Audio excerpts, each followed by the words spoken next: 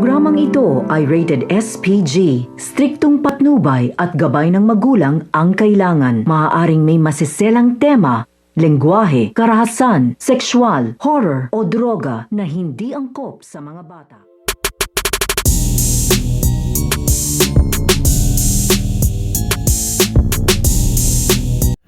Ang pagsugod ng Black Ops dito nga kay Albert. Dahil ito nga si Albert ay napuruhan nga dito nito nga Ricardo Dalisay habang patakas na nga sila dito. Dahil nakapag-desisyon na nga dito ito nga Black Ops na aalis na nga sila at atakas na nga sila dito nga daw sa kanilang pakikipaglaban dito nga daw kay Ricardo Dalisay dahil dihado na nga daw sila dito dahil unti na nga lang dito ang natitira dito nga daw sa kanilang grupo.